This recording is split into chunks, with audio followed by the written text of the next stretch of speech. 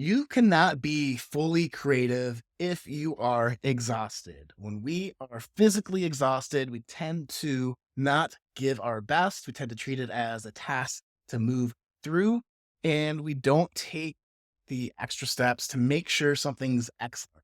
That book you're writing, that chapter of that book, that podcast episode, that YouTube video, you name it.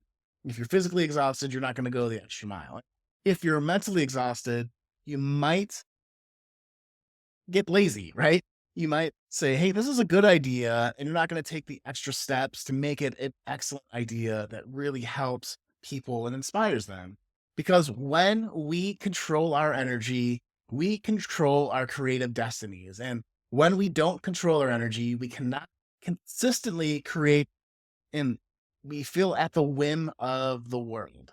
Right now, as an example of needing to manifest the energy that you need out in the world to create. As I'm recording this podcast episode, I feel like garbage. Okay. If there are blips in the audio as you're listening to this episode, it's because I've had to meet myself coughing, right? Myself coughing.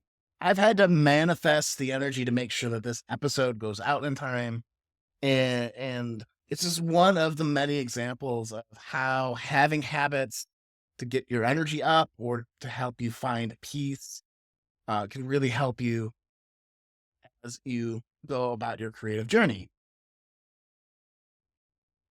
And that's what we're going to talk about in this video. There's two habits in particular that every creator needs to have in order to consistently create at their best, and a couple more. But I know you might be thinking like, I don't have time to focus on my energy, or this isn't going to work for me in my situation, or I'm pretty energetic all around and I don't need this.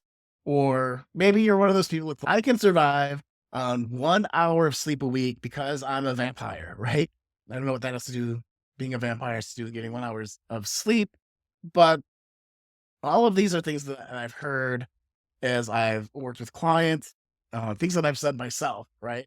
And what it comes down to is if you find that distraction is winning during your day, that instead of doing the work in your business as a professional, that you are goofing off online or falling to distraction, it's because you're not managing your energy. And isn't that true? Or if you are not tending your energy properly, when you get home, are you grumpy with your kids and your spouse and your friends, right? Are they getting the worst parts of you because you're just so exhausted from giving all early in your day? And being able to summon your energy personally in those situations, even though you might not want to, all you want to do is sit quietly and read, maybe, but you have to show up for the family. Being able to manifest that in your life is super duper important, because the way that I see it, your energy is like a balloon. And when the balloon gets so filled, it pops, but that action of popping causes you to go into action, right? So if you are filling your balloon with creative energy or positive energy or inspiration, when that balloon pops, you're going to take action and you're going to do more to further your craft, right? If you're filling it with angry energy, that balloon might pop and you might go into a fit of rage and trash your house or something, right? What people do when they get really angry. The type of energy that you are showing up with consistently during your day is going to determine the energy that you're putting out in the world, right? And if you're a creative, you want that to be, maybe you want it to be angry, like you want to be able to actively put that type of energy out in the world in a way that serves your creative vision. So how do you do that, right? So I have 5 habits to help manage your energy, but the 2 habits you must have is number 1, you have to have an energy habit that pumps you up, right? And I'm not talking about what gets you into this like manic type of energy, but just raises your energy level. So if you right now, as you're listening to this podcast, could rate yourself on how energetic you felt on a scale of 1 to 10, what would you give yourself, right? And so whatever that number is, 3, is it 5, is it 7, is it 10, is it 1, whatever. Why did you give yourself that number? And what would it take for you to raise that number? Right. And one of my favorite ways to raise that number is to do some breathing exercises. So some just really deep breathing. So don't do this if you're driving. Of course, with anything related to health, talk to your health professionals, but really like 10 deep breaths in through your nose, out through your mouth. Just you do 10 of those, just 10 breaths like that can really shift you into a higher state of feeling more energetic. And it's something I like to do before coaching clients. It's something I do before I do episode like this. It's something I've been doing a lot today because I feel like trash. It's a habit that can really help you perform when you need to, right? So first one is to have an energy habit that pumps your energy up.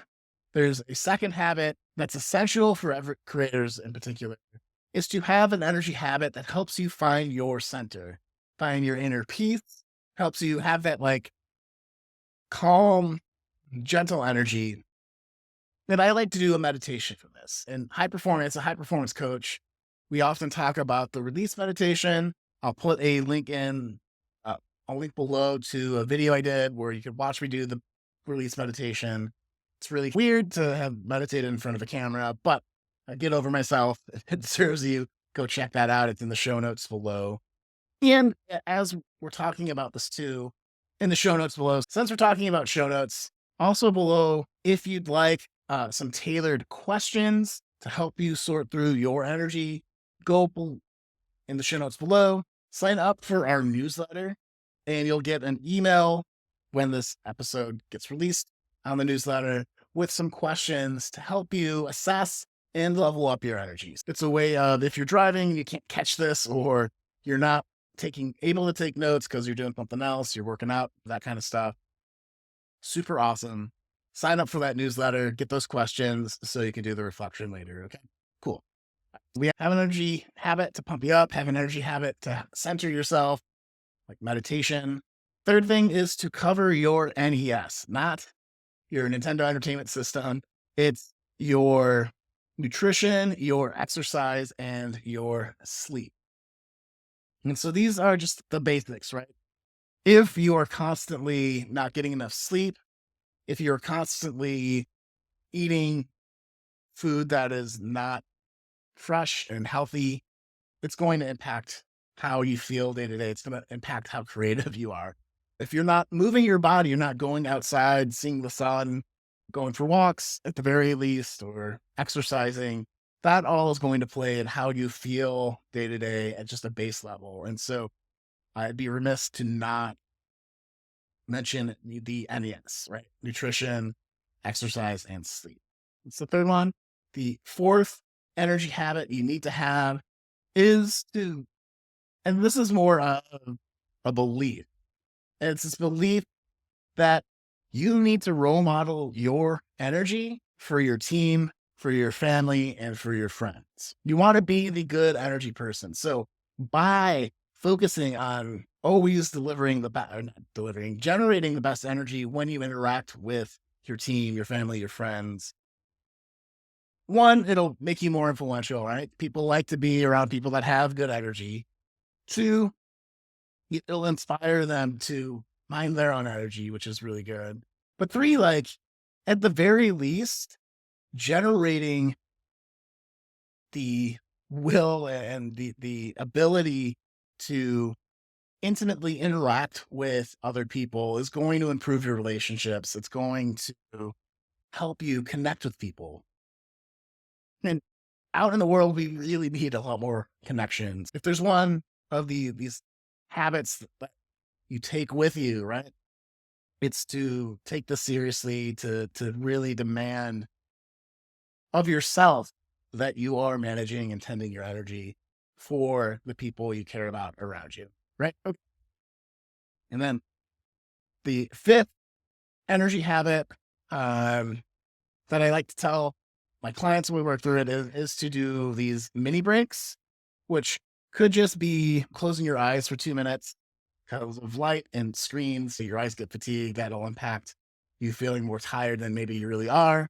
Um, Taking regular bio breaks or doing some quick exercise and movement things can really change uh, how you feel and your energy. So, with all that said, this is really, I just want to leave you with this message that lead your energy to lead your creativity and build more connection with the people around you. I think you can do it. I'm cheering you on. And so we'll see you guys in the next episode of the Meaningful Revolution. This is Shawn Buttner signing off.